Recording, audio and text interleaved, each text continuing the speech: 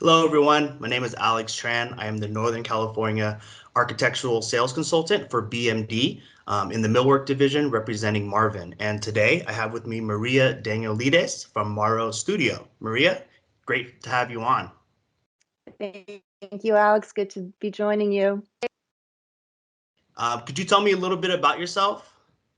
Sure. So I guess I'm going almost on 25 years in architecture now, but I spent the first 17 years working for a firm here in San Francisco. We actually started out, it was an office in Pittsburgh, and a project brought us out here to the West Coast in 1999, and I've stayed ever since. So about 5.5 years ago, I left that firm to try something different, and it was a bit of an accidental entrepreneurship. So I now work for myself and have been, and it's transitioned from mainly this commercial sector to residential work now, ironically. So here in the Bay Area, I've been fortunate to have the opportunity to work with some great clients and through referral, but it definitely has been transitioning from commercial to residential. Awesome. Thank you. Yeah, and we really appreciate all your collaboration at BMD. So thank you very much, Maria. And I'll just kind of get right into it today. So what we're discussing today is really remodels and different trends we're seeing in the marketplace. So how have things like shelter in place impacted the motivation to remodel? That's a great question. And I think there have been basically two responses from my clients in what I would call a kind of precarious time. And I should probably preface this in the sense that the projects I've been working on more recently are for folks who are in early retirement or newly retired, going into retirement. So they're planning on remodeling their home to kind of take them into the next phase of their life. Then there's sometimes a young couple with a growing family, and they might have their home for the first time, and it's San Francisco or in the peninsula of the Bay Area, and they are looking to remodel that would respond to their growing family. And then thirdly, I would have folks who are also sort of independent homeowners, and they either are thinking of making their house a home for longer term. So it might be more of a long-term projection and a bigger renovation to take them into, a decade or more. And so it's a very, very limited or narrow focus of clientele. I should preface that. So those individuals that I've been working with in the last year, now that we're coming upon almost a year for the shelter in place, has been more twofold. They're either somewhat nervous and have a high level of uncertainty or anxiety, so they may actually defer what they had planned. I've had few individuals who had to put their project on hold. But then there are other folks who, because they're working from home, because the kids are working or schooling from home, or they find themselves now just more of a heightened awareness of their surroundings. And so their home, which seemed relatively fine for the hours that they spent on a normal work day or weekends and whatnot, has become more, they just have a heightened awareness of deficiencies, or there might be things like disrepair that is really becoming more of a front burner issue for them. And that could be any number of things: temperature control, noise mitigation, separation, a quiet space. Sometimes it's also just recognizing a dysfunctional kitchen because they're no longer eating out, or they're finding themselves needing to have a lot more space for that kind of activity than ever before. And those individuals are more motivated, but they also have the means to think about those things, meaning that they may have money that they feel they can tap into to pursue those goals. And again, I want to maybe preface that it's a smaller group of people who have the means to think about those things under the circumstances. Absolutely.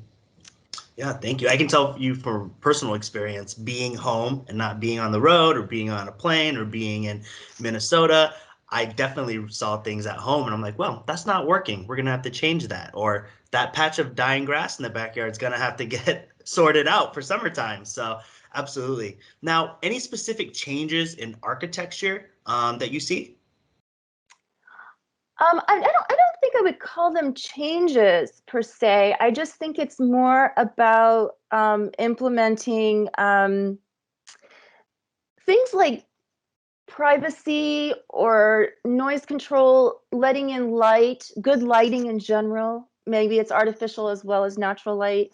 Um, Things such as ventilation and views, or just comfort level in where where you are, whether it's working or schooling the kids. It's again, I think bringing those elements that are not new ideas per se, but they're more of what I feel are more appreciated as best practices in architecture. And I sense that clients are starting to appreciate suggestions that maybe they didn't think of before as being as critical, but now they're starting to be more aware of it. So I think that's again maybe just more of implementing what I would call our best practices. And then there's certainly for certain um, individuals or clients,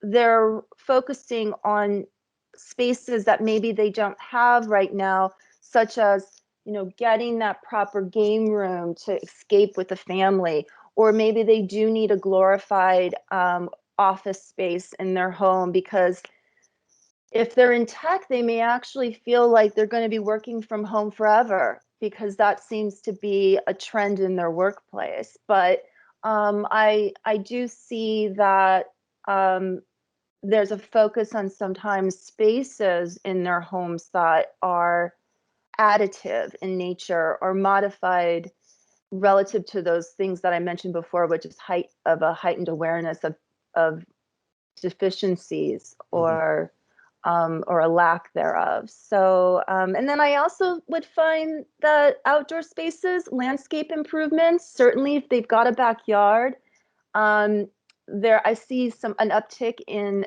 outdoor improvements. I'm sure it's because they wanted to take advantage even more so being outdoors and gather outdoors in their backyard, as well as get the kids being outside versus under normal circumstances, maybe at the playground, what have you. But that's led to, an uptick outdoor kitchens, things like that, have perhaps grown in some popularity. But then again, they're not new ideas, but they definitely have become more of an incentive. Mm, yeah, understood. Now, with the current climate, and I mean, real estate wise, we're at a record low, I believe, interest rates. Do you think there's kind of a rush to remodel? People are refinancing and putting money back into their homes? That's a great question. I haven't had a lot of real specific examples of insight into that, but I'm going to make some guesses perhaps, or share some impressions on that. I think there's been, not necessarily going back to the first kind of question about whether they're motivated to remodel. Some people are actually feeling like they're not in a rush to remodel. They may be considering it, but they're also you don't want to live in place during a big remodel. So they're considering like where they would be when all this work might be taking place. So I think that kind of doesn't necessarily rush them into anything, but um, I would suspect that the low interest rates are an incentive, for sure, if there's construction loans or things of that nature. And then um, I I think related to interest rates, I might even call out the fact that I've been seeing more first-time home buyers or homeowners. They're trying to get into the market for the first time because of those low interest rates. So they're shopping around in the Bay Area for a home or to buy a home. And I have been seeing more people approach me in that capacity as well. And so what they're finding, though, is that they most likely are looking at something that may have fallen into disrepair or may need some upgrades. So they definitely need to factor that into their budget. Mhm. Now, something I've seen as kind of a trend since the shelter in place was an increase of accessory dwelling units, ADU projects, and within the Bay Area. Have you had any experience with that? I have. Are you? But you're seeing an increase during the last year? Hmm. Okay. So accessory dwelling units became more popular prior to COVID, in this, and especially in the Bay Area, because there was an incentive because of our housing crisis, for one, that our own, not to get into the weeds too much, but our own planning department and our own building and planning departments here in the city took initiative to promote accessory dwelling units where they may not necessarily have been permitted for zoning beforehand. Hmm. So there was some incentives and prototypes of um, to get folks thinking about that, or legalizing something that may have been illegal before, whether it was an extra in-law or a space that was an apartment but just needed to have proper modifications done to bring it up to code. So I was doing those maybe 5 years ago, actually, and seeing that trend, I guess we can call it, basically through folks, though, who have a very conducive property to undertake that as an option, because it's not an easy thing. It shouldn't be underestimated that it does take quite a bit of planning and design execution to make those accessory dwelling units work. And so I did do like a couple of those types of projects here in San Francisco within the last 5 years. And it was mainly also because folks really find the incentive to have passive income.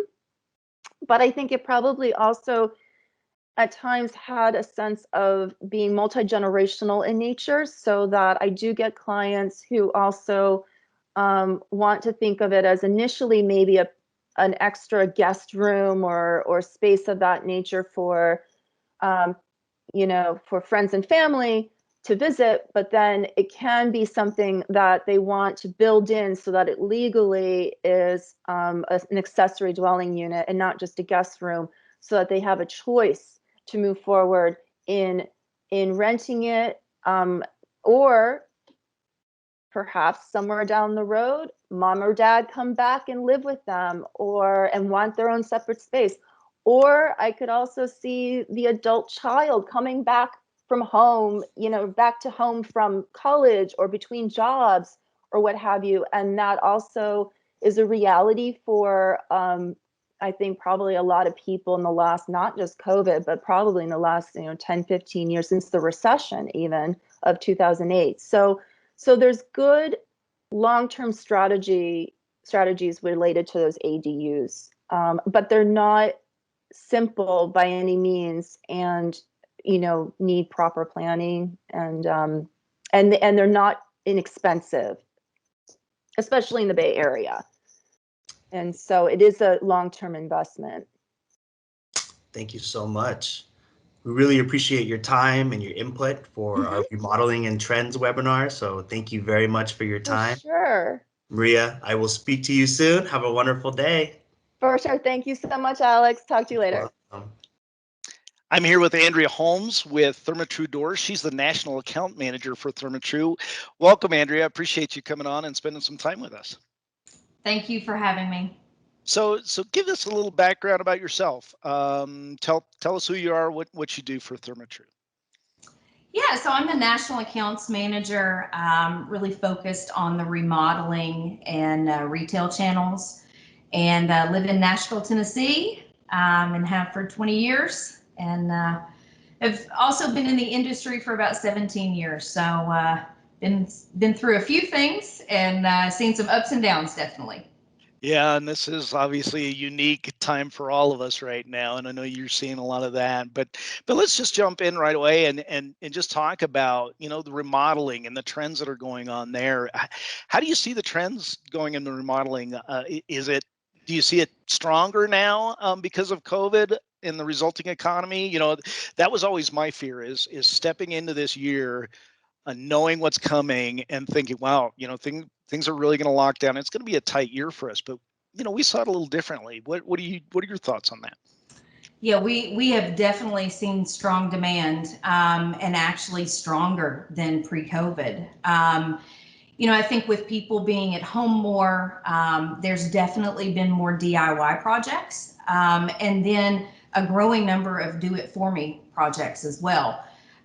Some of the research that we've seen has said that people pulled forward projects, maybe that they were planning for a year or two from now.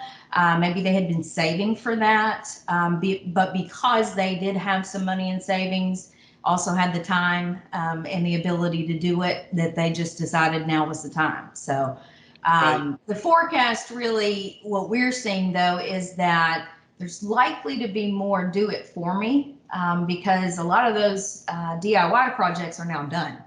So that may be really for the near term what we see more of. Right. Very interesting. And obviously, entries doors are a big part of that. When you're doing some remodeling, and we'll talk about that in a little bit too, about changing curb appeal and doing things to increase the value of the home. But one of the challenge I know we're saying, I know you're saying it too, is just this challenge of communicating. And you can't do those in-home consultations as much anymore, and depending where you are, even less. So how are you guys working around that? What kind of tools have you come up with, and what are the things that you're doing with as Therma-Tru? Yeah, so the remodeling companies that we work with, we already had existing digital catalogs that were available. Now, what we are seeing is those companies are utilizing technology more. They're doing, instead of those initial consultations in the home, they're having those virtually.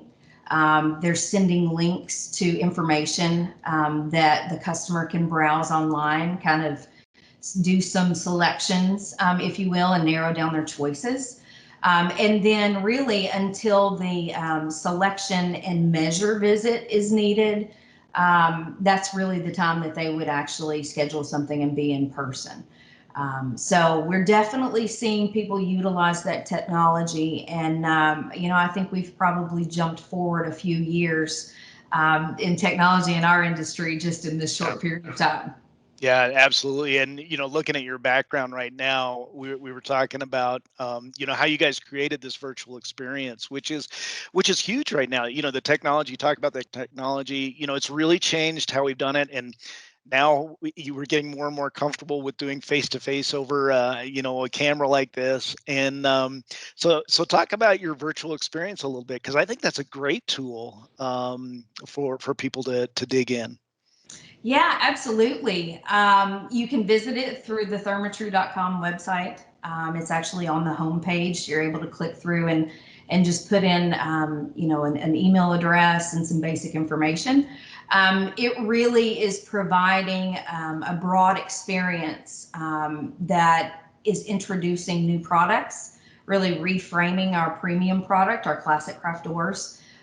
Really cool features in being able to change out some of the facades on the home from our 5' product, and then swapping out the doors to give a look in different styles of homes. So there's also a great amount of information, tools that can be used to help sell, and then really some information for training and things that you could come back to over and over.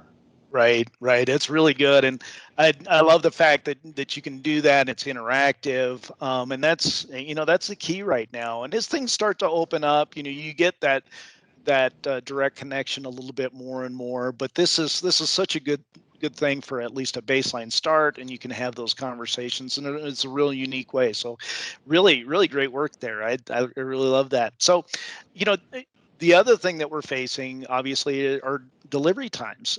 With material suppliers and things on down the line being delayed. And how are you guys addressing those things? How are you handling that? And what's your key on that? Yeah, I can't give enough credit to our team. They are diligent every day looking for the ability to maximize capacity and balance that with the demand that we have. They're looking at all options that are available. So one instance, one of the things that they did is we converted what was a steel door only production line so that line can now toggle between making fiberglass doors and steel doors. So they're looking at every option for what can immediately be done in the near term. And then, our parent company, Fortune Brands, always supports the growth that we have. And so we always have the longer term plan for how we maximize production. But, our plan is running 6.5 days a week. That other half day is just for maintenance. And so yeah, they're doing all that they can. And I've been very impressed with what they've been able to do in juggling all the things they're looking at. Yeah, that's super. That is just a beast for us right now, all to tackle. And it's not just, it's obviously not just Therma-Tru, it's everybody across the board that's facing this right now. And so, keeping that communication alive is big for us. And knowing, setting those expectations and trying not to get too aggressive on the expectations, but just be honest. And I think that's appreciated. So let's talk about trends a little bit. And the green, one thing maybe not related to COVID, but really on everybody's mind, is the green side of things and more efficiencies and things like that. And tell me some of the advances, some of the things that you've done to address those kind of things. Yeah, so Therma-Tru pioneered the fiberglass door years ago. And so, fiberglass doors have a higher R rating, which, is obviously very appealing when it comes to the green message. Really is that measure of insulation is drastically different in fiberglass doors than it is in wood doors. So, we were a little bit ahead of the curve, I think, from that standpoint, even before the green movement took on.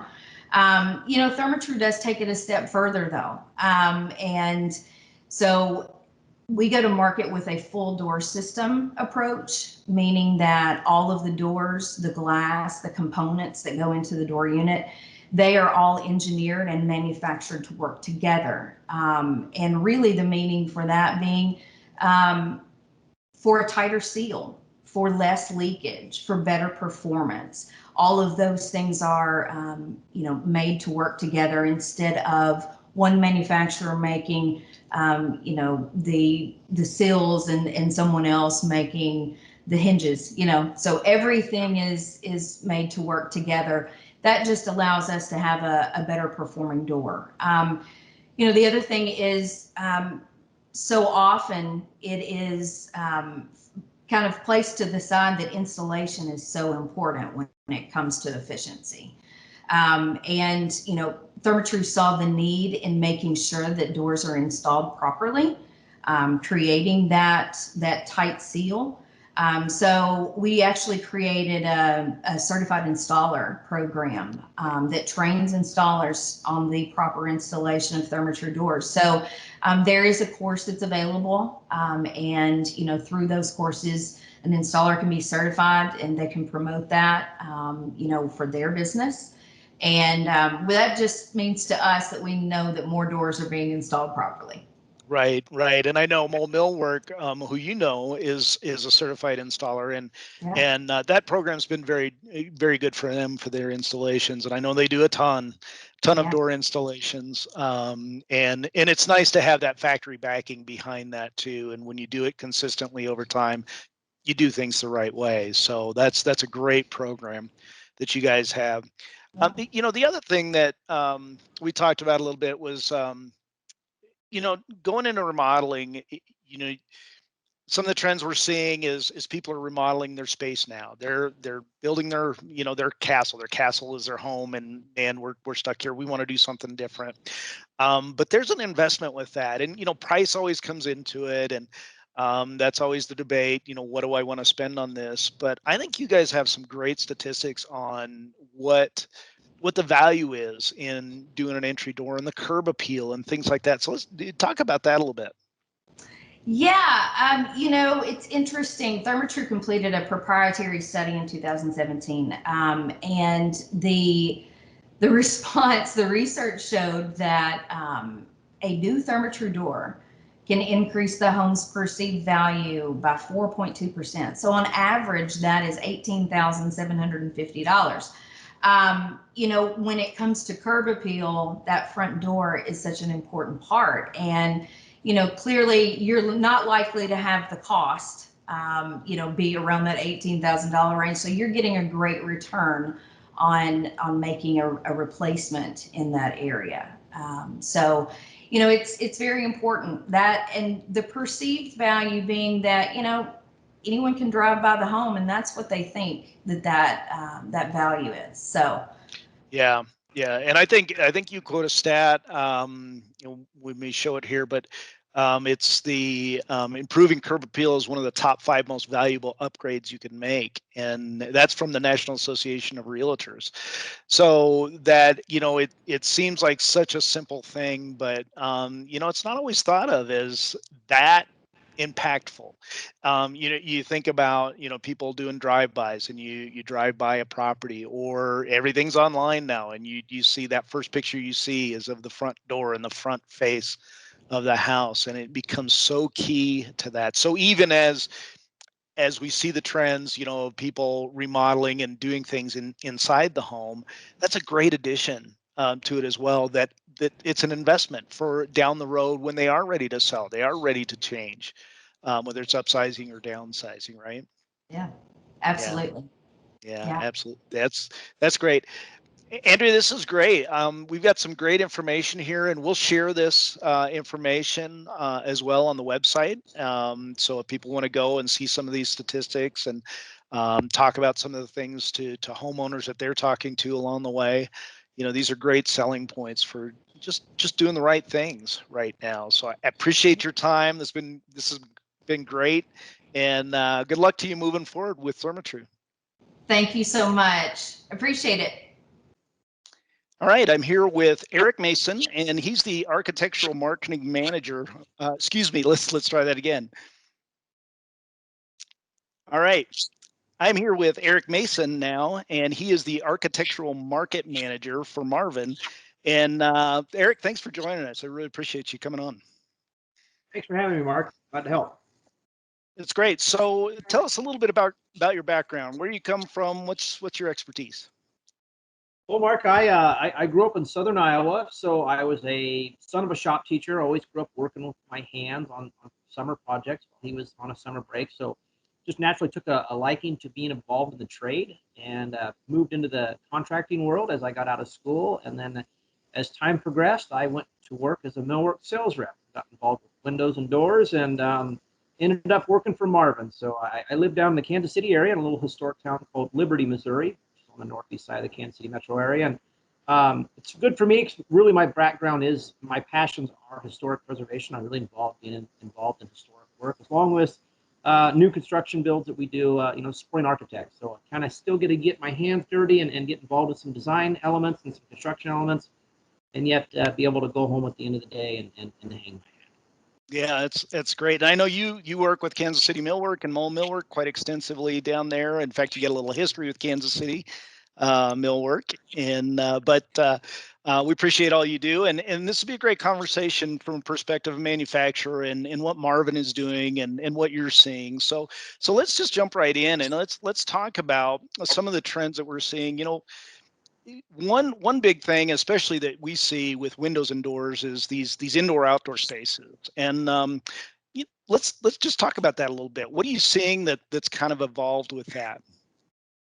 Yeah, we see with the design community really wanting their clients to be able to blur the lines from the inside and the outside. These large scenic doors where you're opening up a space, maybe it's right to a patio or a lanai, and just being able to enjoy the outdoors, but yet not be in the outdoors. Maybe it's a screened-in structure. No lips or very low lips on the doors, so you have a seamless transition from the floor to your threshold, or your door out to your deck, or whatever that space is out there. So we do see a lot of that. Here in the Midwest, people like their fresh air still, so it's nice to be able to maybe unwind, or maybe you do a Zoom or a Teams meeting from your lanai area out, enjoying the breeze as the weather's warming up. Yeah, that's right. Yeah, and I guess it always changes. It's a little more seasonal for the Midwest as it is in California, but we're seeing a lot of that too, and just it seems like obviously California and these warmer climates, and maybe even Dallas a little bit, and except for the humidity maybe, but they're used to opening these things up, right? But you're seeing more of that down in the Midwest. We are, we've got some, these larger format doors with screen options too. And that's the biggest thing is, being landlocked here in the Midwest, we might see a picture from Howe's of this gorgeous West Coast house with, this ocean view, whereas we don't have that. But apparently we always joke they don't have bugs out in the West Coast either. The bugs all stay here in the Midwest. So it's really important to be able to open up that space, but yet have a screen to keep those bugs out. We do get a fair amount of bugs. Yeah, those and the spaces are just beautiful now, and and people, we talked a little bit about people being more confined now, and some of these stay-at-home orders, and no matter how you feel about that, sometimes that's a real challenge for people. You got the kids at home, you've got you at home, you're always at home. So what's kind of happening with that? How is that changing the remodeling side from your perspective? Well, we've also seen, some of these large scenic doors going in, but also maybe it's that when it comes to a remodel, there might be an addition. Maybe it's an outdoor studio that's not connected to the home. You could see maybe it's time to add that garage and then put an office space or a workspace up above that, or a meditation space, just some place to get that separation that maybe you typically got from going to work, or from the kids got from going to school. We all love our families, those of us that have them, but sometimes it can be really hard in the same room all the time. So just getting that separation and that be able to focus on your work and get the task done at hand is been top of mind with a lot of our conversations lately. Yeah, I agree, and we're seeing that as well. And I think the other thing that we think about when we think about the trends that are happening now is some of the consciousness of the green, and maybe it's not so much green as it is the efficiencies. Maybe it's both. Of course, California, they've got some restrictions on that you have to comply to, but the Midwest doesn't really have those. But we're seeing some of that too. So, talk about some like the air quality issues and things that you've seen on that side of things. I do get to hear quite a bit about, homes are so much tighter nowadays. There's techniques to open them up. The windows and doors are more high performance. They're using items like a closed cell insulation, where now you're putting an air exchanger in to help bring in some of that fresh air. Whereas the old balloon framed homes that would, quote unquote, breathe, you had a little bit a better air quality to them. Now, the dead of winter, those balloon frame homes get really dry because you're not holding the humidity in that the mechanical system is creating. But you're seeing a lot more of that conversation, and then you got to have the fresh air that gets introduced. It seems like we still see a fair amount of people here that want to open their windows and bring in that fresh air when it allows. You get a lot of cooler nights during the summer. Even you can open up, ventilate, and then help control humidity. That's the biggest thing, is keep the humidity down. But having that fresh air is still very important. Operating windows and doors that bring in fresh air is still always, almost 90% of our conversations, somebody brings it up. Right. And we had a conversation a couple of months ago with a builder in Colorado, which is where I am, and he's building up in Castle Rock, which is you're up around 6,000 feet, 7,000 feet above sea level, the first thought is, they wanted to do an indoor-outdoor space. And they wanted to open it up. And he's like, and he got a lot of feedback. No, you can't do that in Colorado. You can't. But, even here, we get mild weather in the winter. And certainly in the summer, there's good opportunities there, too. So I think we're seeing that in a lot of places as well. But one word that you and I talked about a minute ago was embodied energy. Talk about that and how's that impacted? How does Marvin play a role in that? Well, it does seem like, when people start talking about a green building technique or being more environmentally friendly, the one thing that we discuss is the embodied energy with our fiberglass products. You start comparing it to maybe a vinyl, which is a petroleum-based product. Fiberglass comes from silica, basically. It's a base component. So plenty of silica available around the world, and it's a green building technique. I mean, you're forcing some products into a die, creating exothermic heat, and then it's coming out a pultruded piece of fiberglass. So we're not taking that out of a petroleum-based product. We're not shipping that on containers around the world to be recycled or remelted.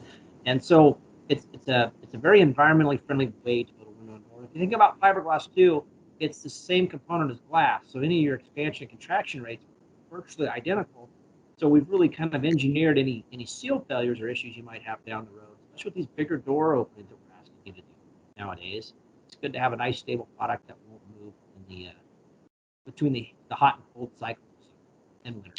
Right. And that's great because you've got it from both sides of that too, right? You've got the efficiency side from, when it's installed and when it's performing in the home, but you've also got it on the manufacturing side and you've got those green aspects of that you just talked about of the fiberglass. So that's great. And maybe the last thing, just a little touch on, we talk about the oasis at home, right? We talk about, people are remodeling and we're seeing a little bit of this shift where they're not necessarily looking for a new home build. Now's the time to just stay at home. Let's do something with the home. And we talked about that a little bit where, it's the family all in one place. But, in some cases, whether there's a stay at home order or just people are trying to confine a little bit more, stay a little bit tighter at home, now you've got this space that you're staring at four walls constantly.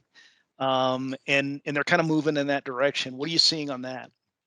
Well, we've seen plenty of maybe it's not a full-blown remodel, but they need to add some structure because that typical sliding patio door off the dining room that goes out to a deck, maybe that's going to get taken out. That's 6 foot wide. And they're going to put in a 16-foot wide, 8 foot tall door. Have a moving wall of glass now, whether it's a biparting French door or a multi-slide door or a bifold door. So we see a lot more of that. Maybe they expand the deck, but then you've got all this glass that's letting in this light. Again, we're blurring that line between the inside and the outside. So that encompasses structure. So it's a remodel, and we see a fair amount of that where maybe in the past it might have been easier to just pick up and move and find another home.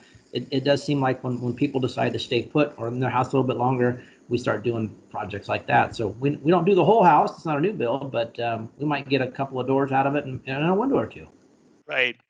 Yeah, it's really good. There's, a lot of changes. And it's interesting to see. And we talked earlier about, going into 2020 and when things started locking down, you really started worrying about the economy and what was happening. But last year was a strong year for the building industry, and remodeling was a big part of that, I know. And so it's good to see things to continue, and people are able to do these things. And this is a good focus for businesses that we're talking to. So absolutely. Yeah, it's great, Eric. Hey, I really appreciate the time. I wish you luck, and it's great to work with you. And thanks for spending the time with all of us here today. Thanks, It's great to talk to you, Mark, and have a great day as well. All right, thanks. All right, I'm here with Rob Ross, and he's the principal for Trad Building Design out of Boulder, Colorado. And welcome, Rob. It's great to have you with us. Thanks, Mark. Yeah, great to be here. Glad to answer some questions. All right, good. Well, let's start off by telling us a little bit about your background. What do you do? Tell us a little bit about Trad Design and Build. Yeah, so I'm an architect. My business partner is a general contractor. So we are a true architect-owned residential design build firm in Boulder, Colorado. The bulk of our work is remodels and additions in the county, though we do custom work as well, both accessory dwelling units, custom homes in and around Boulder and Boulder County. And Trad is a little over 5 years old now, but collectively, Dan and I have both been working in the Boulder area for since the early 2000s. So 2006, 7 for Dan, I think 2001 for me. So, we've been doing a lot of work here on the Front Range and in our area for quite some time. So a lot of homes have seen our our influence and touch, both as working independently and together. So. Yeah, that's great. So Boulder, a kind of a unique area for those who may not know. Boulder's just west of Denver, basically, and is that whole area around Boulder, between Boulder and Denver, has just grown, and a lot of things around built around the 60s and 70s, the old bi-level and tri-level that was so popular for so many years, and so when we talk about trends in that area, that's something you've really worked with, is taking those older designs and just giving them new life, giving them a contemporary feel. And just talk about that a little bit, about what you've done with that kind of market. Yeah, Boulder, like so many other cities around here, has such a large collection of housing stock from that time frame, and ranches included. And but the bi-levels in particular are always their own unique challenge to improve architecturally, make them unique, make them special. Take something that hundreds or thousands of them have been built, and give them a new life and character moving forward. So they particularly poor entries, many other features, low ceilings and things like that, are some of the baseline improvements. And then on the green building side, having and doing work in Boulder and Boulder County, we do have some of the more stringent, rigorous green building codes in the country. So even when you're tackling, updating something like a bi-level, the goal isn't only always to, architecturally improve it and get something the client is excited to have in the end. A big part of that is, what are we doing to improve, the energy efficiency components to that, and, everything from, windows and doors to mechanical systems. Right, and I know you get into the kitchens as well, and some of the designs with that, and you have your own cabinet shop, and it's just interesting. And some of the things we were talking about today is, how people are spending a lot more time in the homes. They're moving in with their business, with doing business with home. You've got kids in the home more often, and trying to spread out. And I got to spend some time with you last week on one of your projects, and really, you guys did a great job just opening up some of that area, which is, some we're seeing it's coming more compartmentalized, and where we want to section off the office space and give it some privacy. But you opened this one up a little bit, and was that something that that's kind of been a trend that's going along around for a while? Do you see that changing, or is that something you continue to move with? Yeah, I mean, there definitely is demand for more private space, giving people and kids working from home. And it's interesting, a lot of our projects currently under construction were planned either before or early days of COVID, before some of that influence overly dictated what we were doing in these homes. Bi-levels in particular, ranches, opening them up from some of that compartmentalized design that we saw in a lot of these older homes still is very popular. Low ceilings that are just under 8 foot or at 8 foot, kitchens that are closed off. Opening up those living spaces still is a very common trend and detail that we do for folks. Vaulting ceilings in them is a very popular thing that happens and really transforms those spaces. But as far as dedicating, quiet space, that's varies client to client, but there's always that drive for the guest room / home office that can be closed off, or thinking through, where somebody can work. We still do put in, little cubbies or niches or dedicated workspaces on projects. They're not always as private as maybe they would be now with so many people working from home.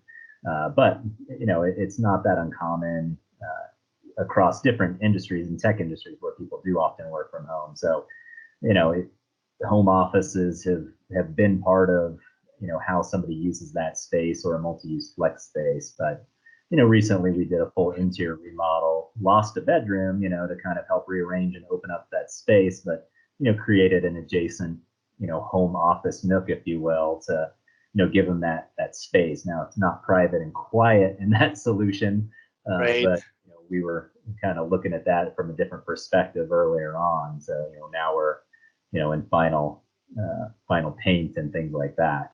Yeah. But yeah, moving forward, people have asked, inquired. I think a bigger challenge is people try to find solutions for working at home with the constraints they have, but Yeah. easier to think about, and then the reality of doing that much work to your house and disrupting it while you're still living in there has been a challenge too. Right, sure. Well, and you mentioned the green building, and the codes in Boulder are generally more stringent and more California-like than Yeah. maybe even like in a market like Denver. But and I guess one thing we talk about is remodeling, and how there's a common thing to scrape and rebuild and just start over. But you're taking the bones of the house, and so this is kind of an economy of efficiency that is that green building thing. Is you're keeping intact the materials that are there, the baseline materials, and building from that and turning into something that's completely new. The home that I visited with you last week, it's a bi-level, and it was what, 60s, 70s, somewhere in that Yeah, range. It yeah, was in it that was range. built. I remember the exact year. And so really that's a green part of your process right there, isn't it? Just starting with the initial structure.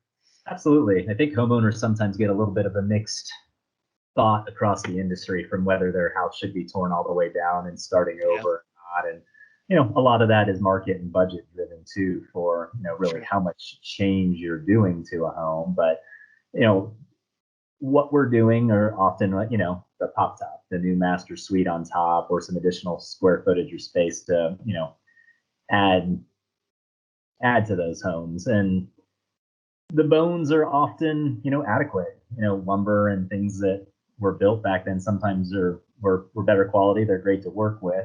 What we do pull out, we recycle, but it's almost more interesting sometimes working with the constraints. It gives you a different, more fun design challenge. Reaching towards whatever that client's end goal is. Do they want something modern out of a bi-level, or are they looking to bring it more into something more of a traditional role, a farmhouse or a craftsman type thing. So, taking Right. a bi-level, which is a pretty generic, Mhm. transitional builders, floor plan, and, trying to apply some style and character to it, it's a challenge. It's a fun design challenge. And, I think saving those structures, especially foundations, first floors, we're often changing roof lines. So, you might scrape a roof off, but there's still a fair amount of wood and products saved in that home. And as we've seen over the last year plus, I mean, even in the last few months alone, lumber pricing has skyrocketed. So, Right. Right. what we can leave in the house is that much less that we're having to replace, in Yeah. total. Yeah, that's an excellent point. That's a big change we've seen this last year too, I guess, with COVID, is the pricing and availability. Lumber has just been a real challenge. So that's a great point that you mentioned there. And the other thing is, you consider some of these older homes and old windows and things, and changing them. Like this home you just did was, you put Marvin in there, and I imagine some of the efficiencies are part of that, right? Oh, absolutely. I mean, this home in particular had, I think, the majority of the windows, with the exception of a few in an addition it had sometime in the last 25 years, were still single pane aluminum windows down in the basement, maybe some double pane vinyl or aluminum upstairs. Still, it was a bit of a hodgepodge. So, Sure. coming in with a full, new window package it's a big aesthetic improvement, but the energy improvements also are great. One of my favorite window lines to use in sort of our market of remodels is that essentials line for Marvin. The limitations aren't that bad. You really can get a great combination of windows that can be molded together and get a great aesthetic. And the U values that we're targeting now are getting more and more attainable with improved glass coatings and things like that, which isn't Marvin specific. That's really more glazing type. Right. But the fact that we can get these additional coatings at an additional cost depending on how it's driving the project and the green building requirements, Right. but getting down to a 0.27, a 0.26 U value on something which is just our baseline requirements now for anything that we're doing on a prescriptive path type review. When you get into a performance path where an energy rating is involved, and that gives you a little bit more flexibility on, one door can be over, or it's more of a collective, snapshot of the whole house. But a lot of times when it's a one and done, we need those resources, and Marvin and some of the other folks that you guys work with, or, have products that can meet those low U value demands in the market now. Yeah, and that's something. Obviously, the trend continues to move more in that direction. For the green aspect, but also the efficiency aspect, and people appreciate that more. Being able to keep your heat and keep your cool in the home where it's supposed to be when you need it, right? Sit next to the window on a cold day. Yeah, that's right. That's right. Well, this is great, and I love how you guys approach the market and the things that you've done, and just transitioning older homes and giving them new life. It's kind of a fun thing. So I really wanted to talk to you about that, and I appreciate you taking the time today to go through that with me. Thanks. Absolutely. Yeah, great. All right. Have a great day. Cool. Thanks, Mark. All right, I'm going to have our panelists unmute themselves. So Andrea and Eric, if you guys can unmute, hopefully you can hear me okay. And Alex, we're going to come back to questions. So some great discussions we had today. And before I get started in the questions, if you do have a question, we've got a few so far, but if you do have a question, you can type it in the Q&A at the bottom right of your window. So first of all, Dalila, we've got a webinar coming up next month on something unique. I'll let you talk about that a little bit. Sure, thanks, Mark. So we are going to be talking about accessory dwelling units and how it is a big building trend that just came about in 2020. So we're going to be talking about that. That's going to be in April the 20th at 9 o'clock in the morning. And if you guys want to register for that, that is already up on the bmdusa.com website. Looking forward to that. Thanks, Mark. Yeah. Thanks, Dalila. So let's jump in, Dalila. I know we've got some questions. I'll let you go ahead and feed that and see what we can address here. Sure, great. Our first question for all the panelists, we have, in your opinion, what is the #1 remodeling request you are seeing?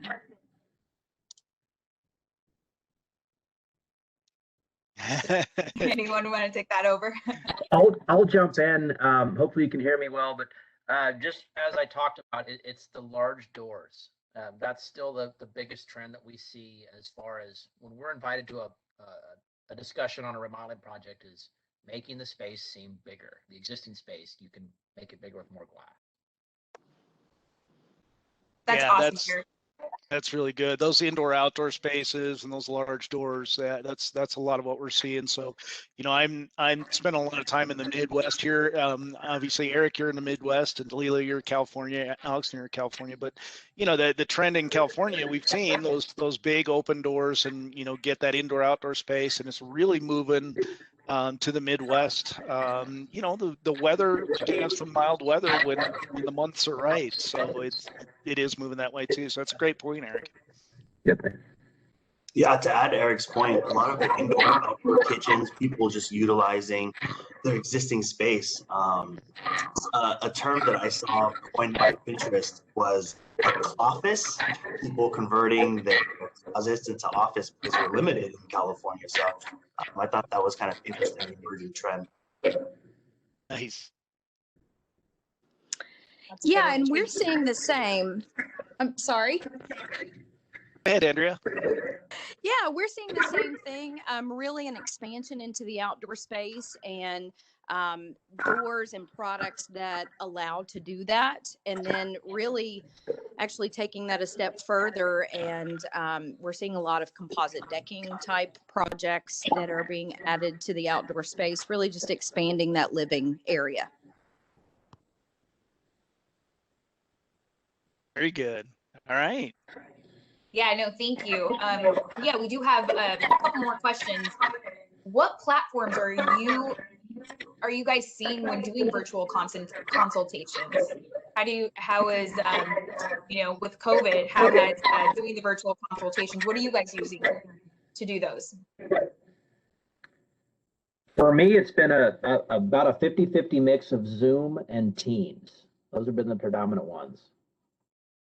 Same for me as well. I try to just be flexible, whatever people are more comfortable using. If they would like me to set it up, we use Microsoft Teams, but if a client is more comfortable with Zoom, whatever works best for them. Sure. Same here. Yeah, it's great. Things have gotten a little bit easier. People are getting a little more familiar with things, but yeah, at least the user friendliness of these platforms getting better and better as we go. Yes. Yeah, no, that's good to know. And another question coming in, what type of remodeling tends to yield the highest return of investment for a home? I mean, I still, it's always been kitchens and baths are where you get your most money. And I continue to hear that, we're still expanding those big kitchens or doing the outdoor kitchens. So, of course, I don't track the industry as a whole, but usually that's the tidbits that I hear when I'm sitting down with someone. Yeah, and I guess I personally spend a lot of time in the kitchen, so I definitely understand the request for a lot of kitchen and living area remodels. Well, and I came across an interesting stat as we were getting ready for this, and House did a study that 2 in 5 homeowners, which is 41%, who renovated their master bathroom, say they rely on their new space for rest and relaxation. So they're creating this oasis to get away from everything. So, that doesn't really speak to the, the ROI on that, but that kind of says what people are doing, right? And bathrooms and kitchens are big. But, Andrea, we talked about the door increasing the value of the home. You had some pretty good stats on that too. Yeah, absolutely. That curb appeal investment seems to be, a big return for folks, and that can be anything from the exterior cladding all the way to the entry door and even landscape. Hey, Dalila, I think we've got time for one more question. Yeah, we got one more. So in your guys' opinion, is the trend of open floor plans reversing at all? I think it's being reconsidered, right? I mean, we now need home office space.